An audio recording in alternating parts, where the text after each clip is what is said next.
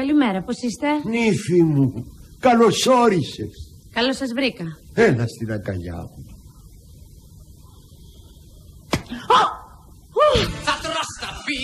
Βάλε μου μια τζούρα ουίσκι. Δεν κάνει να πίνεις, το ξέρεις. Είπα βάλε μου. Δούλα! Θα τε χάσω από το χάμο που θα πεις με ένα δούλα. Φτούς σου γκαντεμιά. Ακόμα ζεις? Ας το διάλο μωρή. Το ψωμί σου τρώω. Μωρέ να ήταν μόνο το ψωμί μου, θα ήταν καλά. Άντε χάσου που ζεις με τη σύνταξή μου. Βράτε από εκεί χάμο που θα μου πεις εμένα ότι ζω με τη σύνταξή σου. Σωστά, τι να την κάνεις εσύ τη σύνταξή μου, αφού σε συντηρούνε οι γκόμενοι.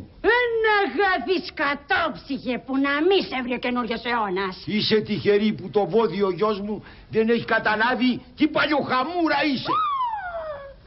Πώς με είπες? Όπως γουστάρω. Πρόσεξε καλά, κακομοίρη μου, γιατί έχω γνωστό ένα γιατρό που είναι υπέρ της ευθανασίας. Αυτό σου λέω μόνο, πρόσεξε. Άι πνίξου μωρή. It's the one and only Eagle Double G.